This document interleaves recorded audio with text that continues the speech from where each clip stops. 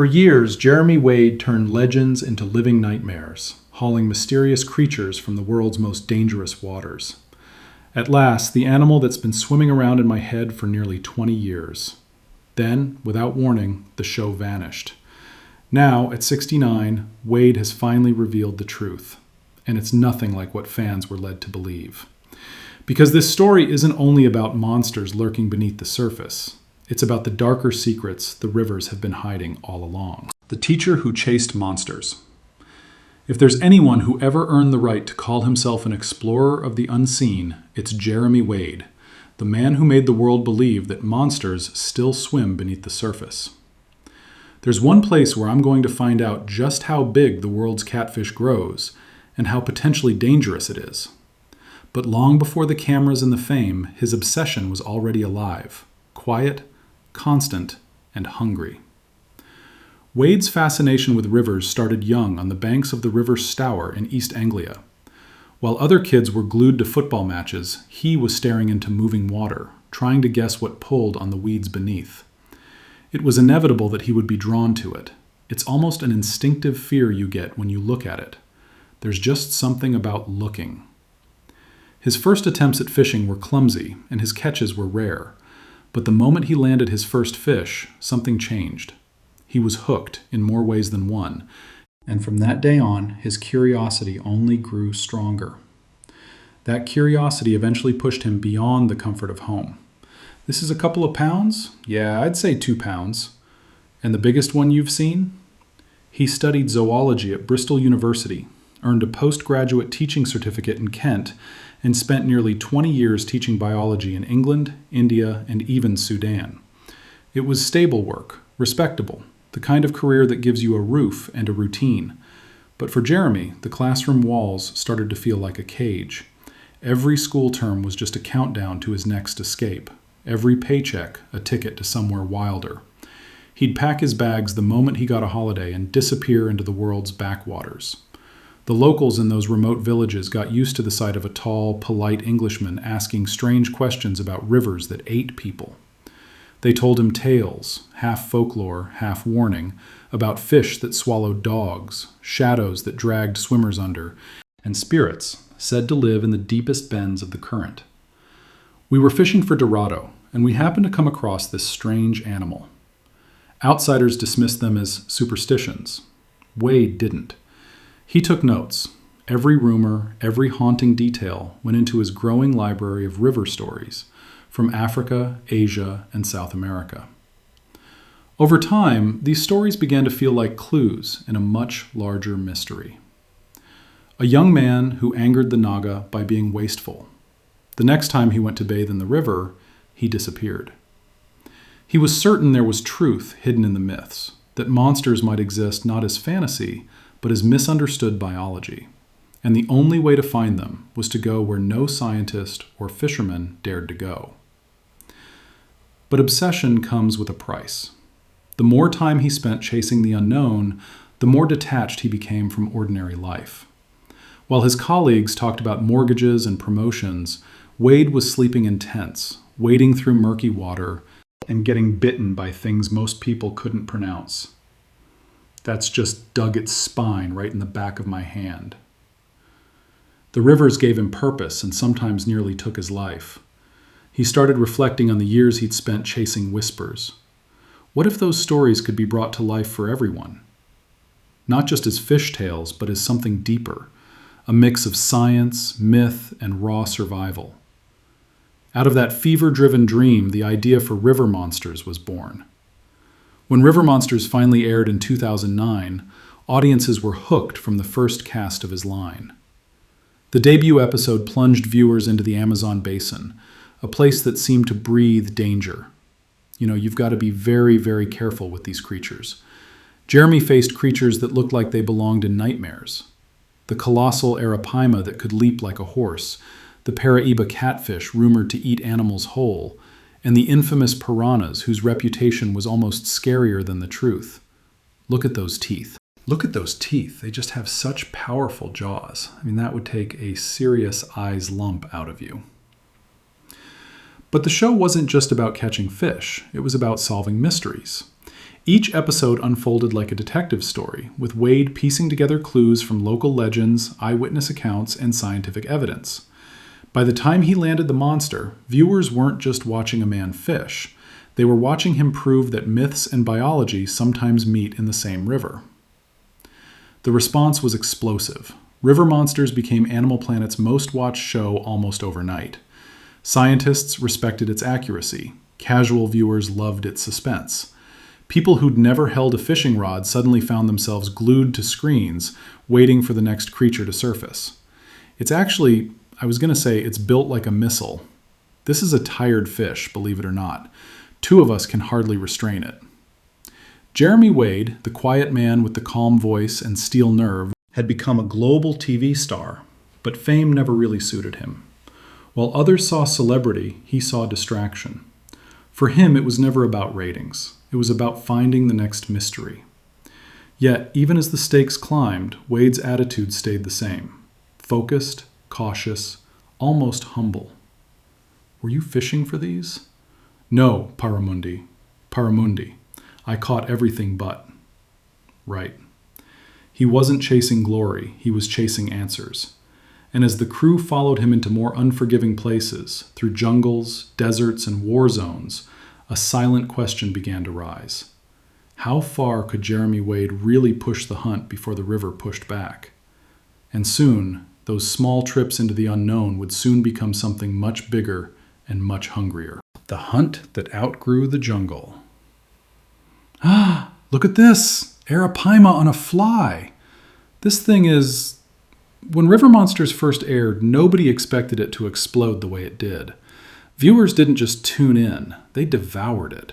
Season 1 felt like lightning in a bottle. Real danger, real mystery, and a real man facing things most people would only see in nightmares. It's still fighting me. This fish. The ratings shot through the roof, and suddenly Jeremy Wade wasn't just chasing monsters. He was leading a worldwide obsession. But success, as always, comes with a catch. After that first season's runaway success, the network wanted more. Bigger fish, stranger stories, deadlier waters. Audiences had developed an appetite for fear. Not the Hollywood kind, but the kind that felt real. The Amazon had given them piranhas, arapaima, and electric eels. But now fans wanted to know what else lurked in the world's rivers. The challenge was clear. Go farther. And so Wade did. By the second and third seasons, the small production that began in the muddy waters of South America had evolved into a global expedition. The team leapt continents, from the misty Himalayas to the mangroves of Southeast Asia, from the murky Congo to the radioactive rivers near Chernobyl. Every new season pushed them into harsher environments, riskier waters, and situations that tested more than just fishing skills. Take the Congo, for example. Calling the Congo River dangerous is an understatement. It's one of the deepest rivers on Earth, over 700 feet in some parts, and its currents move with terrifying force. Beneath its surface live creatures that science barely understands, including the Goliath tigerfish, a silver-scaled predator with teeth like daggers and the power to shred flesh in seconds. Getting there was a nightmare in itself. The terrain was unforgiving, the heat relentless, and the political situation unpredictable. This is a solitary hunter, and the other thing is the side. I think their nightmares might be populated by a slightly different animal. The crew had to ferry their equipment through thick jungles, deal with constant breakdowns, and negotiate permissions from local authorities who were often suspicious of outsiders with cameras. Even getting fuel for the boats was an ordeal. Wade himself contracted malaria again during that trip, a harsh reminder that the real danger wasn't always in the water. Still, he refused to quit. Then came Southeast Asia and what nearly broke the entire crew. Now I'm trying to find out if it's bold enough to target a full-grown person. The mission? Find a creature so massive that even local fishermen spoke of it with a mix of fear and awe. The giant freshwater stingray. The locals whispered about a flat-bodied shadow the size of a car, with a tail long enough to pierce through a man, one capable of dragging full-grown buffalo into the depths. Whether that was true or not didn't matter. The legend was too big to ignore. and roughly 400 pounds, this female stingray is by far the largest river fish I've ever seen. Under a brutal tropical sun, the crew waited for days, soaked in sweat and mosquito bites, with nothing to show for it. Tempers frayed, equipment overheated, people got sick. Then, finally, it happened. The river surface broke. A shape rose from below, slow and deliberate, like something ancient waking from sleep. When they finally caught and filmed it, the stingray stretched nearly 15 feet from nose to tail and weighed more than 600 kilograms. It took several people just to steady it beside the boat. Wade's arms trembled with exhaustion, his voice barely hiding the awe. The scene would become one of the most iconic moments in River Monsters history, but behind the calm narration was pure chaos. And that's something viewers rarely saw, how fragile every expedition really was. There's a dark line, which is a cavity, and then there's a lighter shape inside it, so apparently that is the baby stingray still inside. Guyana, for instance, looked like a lush, peaceful paradise on screen, but behind the camera, it was closer to survival training. The crew had to cut their way through the jungle inch by inch, using dugout canoes to reach places no road could reach. It rained every single day. Cameras corroded, boots filled with mud, food ran low. There were nights when sleep was impossible because of the noise, insects, storms, and things moving in the dark. And yet, they kept filming. Because for Wade, every hardship was another step toward understanding what lived beneath the surface. As the seasons rolled on, the stakes only grew higher. The show's budget ballooned, the schedule tightened, and the demand for spectacle intensified. What began as a humble search for truth was now a full-scale production, one that needed to deliver monsters, no matter the cost. That was good. That was the fish just having a breath, which is excellent. It means the fish is not too tired out. Filming in Chernobyl, for example, was a logistical nightmare wrapped in a radiation suit. Wade and his team fished in the cooling ponds near the nuclear plant, where nature had reclaimed a man-made disaster zone. In another episode, he dove at night to find the elusive oarfish in the Mediterranean, descending into depths where sunlight never reached. And if the rivers weren't dangerous enough, the sky joined in. During one expedition, their sound recordist was struck by lightning. Wade later recalled that the man hadn't even been holding a boom at the time. He was simply standing there when a blinding crack split the air. The man survived, miraculously, but the blast scorched the hair from his legs and left him dazed. When Wade asked him to rate the pain on a scale of 1 to 10, the man replied that it was a 10, without hesitation. Weather became the silent villain of river monsters. Out on the water, there was nowhere to hide.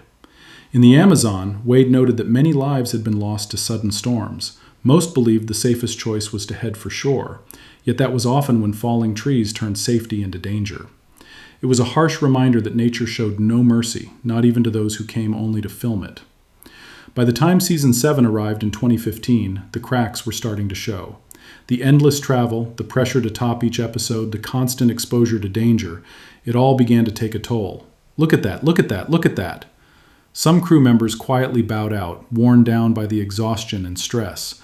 Those who stayed soldiered on, bonded by something between loyalty and obsession. Each new river became a test of endurance.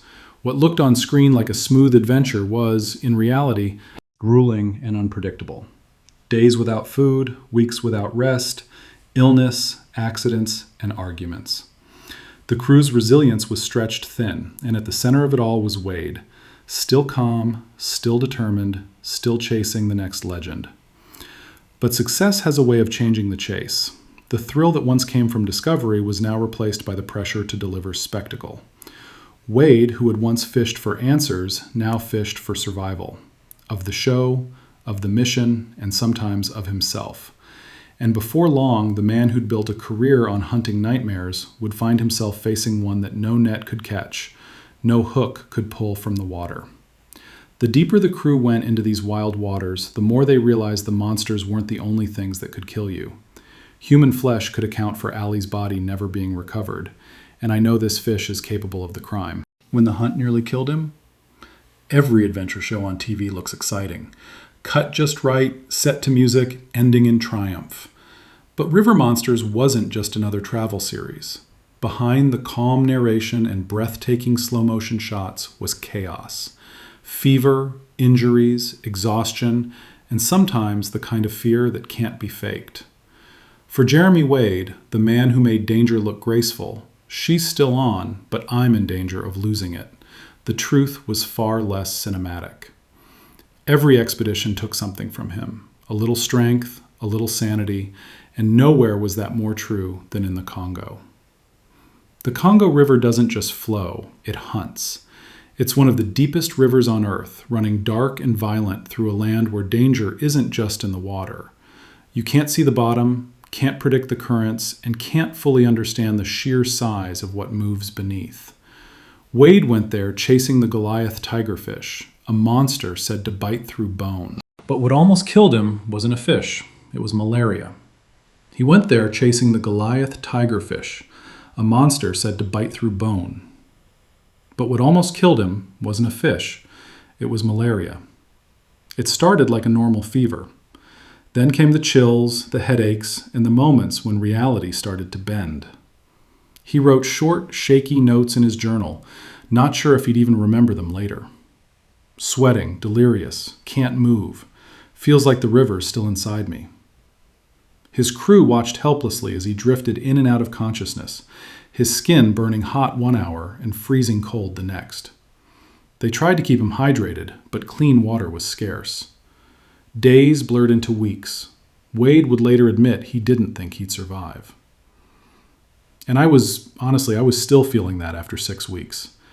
It was such a solid blow. He'd seen enough locals die from the same thing, strong men who went to bed sweating and never woke up. I was lucky, he said years later, but it didn't feel like luck at the time. Even after he recovered, the weakness stayed with him, a constant reminder that the real monsters weren't always the ones with teeth. Some were microscopic, invisible, and waiting in every breath of humid air. But the Congo wasn't his only brush with death. The Amazon had nearly done him in too. During one expedition to catch an arapaima, a prehistoric armor-scaled fish the size of a refrigerator, things went wrong fast. As he tried to secure the fish beside the boat, it thrashed once, hard, and launched itself straight at him. The impact hit him square in the chest. I was also hit by an arapaima in the Amazon. And that was about 70 or 80 pounds, hit me in the chest. A blow so powerful his doctor later compared it to what happens in a car crash. For 6 weeks, he could still feel the ache deep in his sternum. For a moment, he recalled, I thought my heart had stopped. And that was just one of the countless hits he took. In Argentina, a tiny catfish stabbed him in the hand with its dorsal spine. Harmless looking, sure, but the sting was pure agony. The wound swelled instantly, and pain pulsed up his arm in relentless waves. The slime coating the spine carried a mild toxin, and for hours his hand burned as if it were on fire. It wasn't life-threatening, but it felt like it. Then that was the time he nearly electrocuted himself. Electric eels are no joke. They can deliver up to 500 volts, enough to paralyze a grown man. Wade understood the risks, but standing waist-deep in muddy water while trying to capture one on camera left little room for control. If one struck, the shock alone might not be fatal. It was the paralysis that followed, leaving a person unable to move that could lead to drowning. To film safely, he brought in specialists, the kind of people who work on live power lines and suited up in thick rubber gloves and boots. They even carried a defibrillator on set. It sounds absurd, but when locals tell you about a man who died because an eel wrapped itself around his chest and delivered shock after shock until his heart stopped, you take no chances. For all the science and planning, there was no real protection against nature's unpredictability. And yet, through all this, the show had to go on. The long hours didn't help. Days stretched into 14-hour marathons under brutal conditions, either freezing cold or unbearable heat. Meals were inconsistent, sleep was a luxury, and comfort was non-existent. There were no trailers, no air-conditioned breaks, no glamour, just mud, insects, and exhaustion. Every expedition took weeks of travel, endless customs paperwork, and months of recovery. By the later seasons, Wade was in his 60s, still carrying heavy gear, still pulling himself into boats, still sleeping under mosquito nets that barely kept the bugs out. His voice stayed calm on camera, but behind the scenes, his body was failing. And I think if that was attached to your foot, for example, you'd have no say in the matter. You'd just be under the water. Years of stress and strain had stacked up quietly. The infections, the bruises, the bites that never quite healed. And it wasn't just him. Crew morale was unraveling. The original team, the ones who'd started the journey with him, began to burn out. Some left quietly, unable to handle the continuous exhaustion anymore. Others stayed because they couldn't imagine doing anything else. You don't just leave river monsters, one cameraman said. You survive it. But even survival had its limits. The crew filmed through floods, political unrest, equipment failures, and near-death experiences. And yet Wade never complained, at least not publicly. When asked if he was fearless, he simply laughed and admitted that fear was his constant companion. It was fear, he said, that kept him alert and alive. That honesty became part of his legend. He wasn't an invincible hero, but a cautious, calculating survivor, one who respected the water enough to fear it. Over time, he learned that fear wasn't weakness, it was instinct. The difference between a close call and a final one. Then, in Thailand, during what was supposed to be a straightforward stingray episode, Wade's luck nearly ran out for good. He spent hours fighting a massive freshwater stingray, a creature with a tail like a sword. The struggle left him drained, and somewhere in the chaos, something gave. A muscle tore in his back, a lifelong injury that still limits him. "It's the one souvenir I didn't want," he joked later, but the smile didn't hide the pain. Every scar told a story, but they were starting to add up. The irony wasn't lost on him.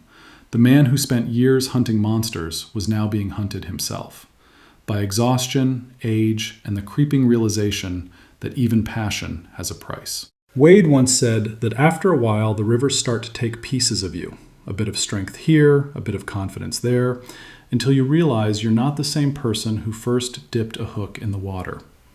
Still, he kept going, not for fame, not even for the thrill, but for the questions that still lingered in the currents. And yet, as his body slowed and the camera rolled for what would become the final seasons, Jeremy Wade began to notice something strange. When the monsters began to vanish? Take us back to when river monsters first started. Was it you enjoying fishing around the world, saying to a TV? For years, river monsters thrived on discovery. Every new season felt like stepping into uncharted waters. Fresh mysteries, bigger fish, stranger legends. Jeremy Wade had reeled in giants from the Congo to Cambodia, each story a mix of danger, folklore, and science. But somewhere around season 5 or 6, the hunt started to change. Not because the crew had lost their touch, but because the rivers themselves were losing their monsters. At first, nobody wanted to say it out loud. Maybe they just needed to look harder. Maybe the next expedition would bring back that spark from the early days. But as the trips went on, the silence in once bustling waters became impossible to ignore. The world's greatest freshwater detective was running out of suspects. And here's the thing. If Wade had wanted to fake it, he could have. Plenty of shows do. Make a ripple look like a monster. Add dramatic music. Pretend something brushed your leg. But that wasn't Wade. Pretend something brushed your leg. But that wasn't Wade. Authenticity was his religion. He believed that if a story needed lies to make it exciting, it was already lost. So the cameras kept rolling, even when there was nothing left to capture but the fading echoes of what once was. Behind the scenes, the pressure grew. Producers worried the show might stall. The audience wanted new monsters every season, but nature wasn't cooperating. Some of the crew whispered that the magic was fading. Others started noticing something worse. Pollution creeping into rivers that had once been pristine. Dams choking off migration routes. Forests stripped bare. It wasn't just the show that was running out of material. The planet itself was running out of life.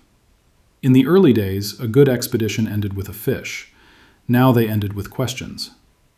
Why were there fewer tigerfish in the Congo? I'm in Spain hunting for the Wells catfish, a scientific experiment gone wild. Frankenstein monster. Why did the Amazon stingrays seem smaller? And why did entire stretches of river sound dead? Wade began realizing the monsters weren't hiding, they were dying. He would return to places he'd filmed before, expecting to see the same vibrant chaos, and instead find still brown water. Local fishermen spoke of once legendary catches that hadn't been seen in years. Even the insects seemed to have disappeared. It wasn't the kind of danger that made for great television, but it was the kind that kept him awake at night. The northern river shark was one of the clearest warnings. I've landed bigger river monsters, but none more rare. When Wade caught one in season 4, it felt like a miracle, a ghost from the edge of extinction. Scientists believe there may be fewer than 200 left in the world. By the time Wade found his, fewer than 20 had ever been documented. And that wasn't just rare, it was tragic. It was like filming the last page of a disappearing book. There were others, too. The oarfish, the Chinese seerfish, the sawfish. Some were so elusive that even locals doubted they still existed. For a man who spent decades chasing myths, Wade suddenly found himself chronicling reality's collapse. What began as an adventure series was slowly turning into a requiem for the rivers. The tone shifted. The thrill of the chase gave way to a quiet grief. Viewers didn't always notice it right away, but the change was there, subtle, steady, and devastating. The show became less about catching monsters and more about what humanity was losing. Wade wasn't just hunting fish anymore. He was documenting extinction in real time, and it weighed on him. Every expedition now carried a moral question. Was he too late? Could the creatures that inspired river monsters even survive another decade of human pressure?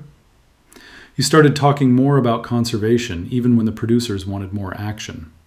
He reminded audiences that these fish weren't villains. They were survivors, pushed to the brink by the same species holding the camera. These people encounter fish on a daily basis, and because being actually under the water and spearfishing is such a big part of that. The monster, it turned out, wasn't in the river at all. But there was still awe, even in decline. The natural world had its moments of defiant beauty, a flash of scales beneath muddy water, a ripple where something ancient moved. Wade often described it as hope in motion, yet each glimpse felt more fleeting than the last. For the crew, the mood changed too. Gone were the adrenaline-fueled days of casting lines into uncharted depths. Now, every journey felt heavier. It wasn't just about finding something, it was about saying goodbye. By the later seasons, River Monsters had become less of a survival show and more of a mirror. The places Wade once called alive were falling silent, one by one, replaced by plastic bottles, dead zones, and ghost towns of water.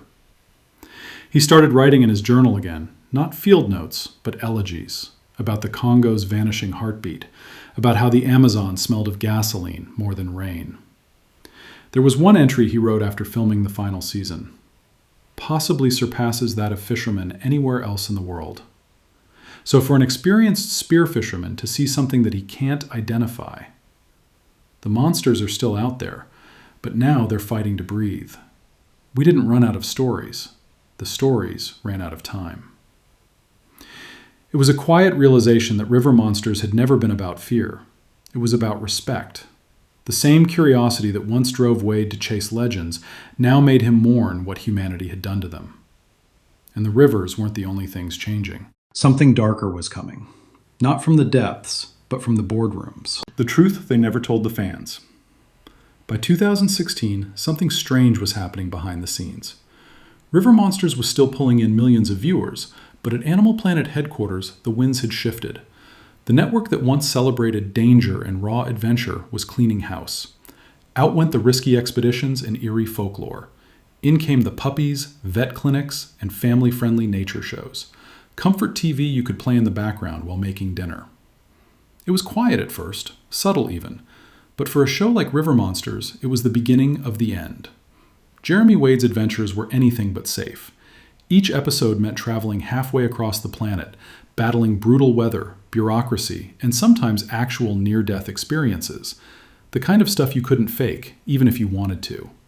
To get 1 hour of television, the crew might spend weeks hauling gear through jungles, fighting customs officers for permits, and surviving on instant noodles and hope. Sometimes, after all that effort, they'd come up empty-handed. No fish, no footage, no payoff. On paper, that unpredictability was gold. It was what made river monsters feel real. But to the suits upstairs, it looked like chaos. Television is a business, and business hates surprises. Then came the budget meetings. An episode of River Monsters could cost $500,000 to produce, sometimes more. Every expedition meant flights, boats, safety teams, specialized gear, and medical precautions. Meanwhile, networks were cutting costs and tightening belts. Why risk a jungle expedition when you could film a vet giving a golden retriever a checkup in a studio for a fraction of the price? The math didn't look good. Inside the production office, the mood changed. Grand expedition plans that used to excite everyone were now met with nervous glances and quiet. Maybe next season's. Budgets shrank. Trips got shorter. Even the crew could feel the oxygen leaving the room. And then there was the creative tug-of-war. The executives wanted predictability, tight schedules, guaranteed catches, neat storylines. But Jeremy? He'd built his reputation on honesty. If there was no monster in the river, he wasn't about to pretend there was one. That integrity made River Monsters special, but it also made it incompatible with the new TV landscape. When the 9th and final season aired in 2017, the explanation sounded simple enough. Wade told fans that the hunt was over because he'd found every river monster worth finding. It felt like the perfect conclusion, a poetic ending to a global adventure. People nodded, smiled, and moved on, grateful for the legacy he'd built. But that wasn't the full story. Years later, Wade finally admitted what really happened. The truth wasn't just about money or networks or ratings. It was about the rivers themselves. The monsters weren't gone because he'd caught them all. They were gone because they were dying out. Ending River Monsters wasn't just a professional decision. It was a moral one. Still, the loss hit hard. After 9 seasons of battling crocodile-infested rivers, 500-pound fish, and his own mortality, Jeremy Wade walked away, not because he was tired of chasing monsters, but because there were too few left to chase. And that final realization hurt more than any stingray spine or malaria fever. Behind the scenes, the crew knew it too. Many of them had spent a decade together, living rough, chasing legends, and filming chaos in places that barely had electricity. They weren't just losing a job, they were losing a purpose. When fans later asked why, Wade kept his explanation short. He didn't want to point fingers, not at the networks, not at the economy, not even at humanity's carelessness. But between the lines, the message was clear. The monsters weren't extinct because of time. They were extinct because of us. He once summed it up perfectly. We stopped the hunt because there was nothing left to hunt. That's not the kind of truth a network can put in a press release, but it's the one that mattered. And in a strange way, it gave Wade a new purpose. He'd spent half his life catching monsters. Now he wanted to save what was left of them. After River Monsters ended, he didn't retreat into retirement or start selling fishing gear. Instead, he pivoted. His next shows, Mighty Rivers, Dark Waters, Mysteries of the Deep, and Unknown Waters, all carried the same DNA, but with a different heart. They weren't about fear anymore. They were about survival. In Mighty Rivers in 2018, Wade traveled the globe again, but this time as a witness, not a hunter. He explored how once powerful rivers like the Mississippi and Ganges were being choked by pollution and greed. It wasn't about monsters now. It was about us. Then came Dark Waters in 2019, where he investigated mysterious disappearances and sightings, ghostly echoes of the old show, but with a deeper undercurrent of reflection. You could feel it in his voice. The awe was still there, but so was the sorrow. By Mysteries of the Deep in 2020, the transformation was complete. He was no longer the adventurer chasing beasts. He was the storyteller trying to understand them. From the Loch Ness Monster to the Bermuda Triangle, he explored not just what was in the water, but why we're drawn to its mysteries at all. And then, Unknown Waters took it one step further, a personal, meditative journey into the last truly wild places on Earth. The monsters were gone, but the questions remained. Through it all, Jeremy Wade never lost that quiet, scientific curiosity that made him who he was. He still fished, still explored, still posted on social media about conservation, fly fishing, and respect for the waters that gave him a life's work. But now, his message was simpler. Protect what you love before it's gone. He had started as a man chasing myths. He became the man reminding the world that some myths disappear because we don't take care of them. And maybe that's why River Monsters still matters. It wasn't just about what lived beneath the surface. It was about the thin, fragile line that connects us all to the natural world. As Wade himself put it best, the monsters may be gone, but the message remains. Respect the waters, or one day they'll stop telling their stories. Yet the story didn't end there. When River Monsters died, Jeremy Wade didn't vanish with it. He just dove deeper into the unknown. The real question now is, could anyone really save these dying monsters? What's your take on this? Share your perspective in the comments section.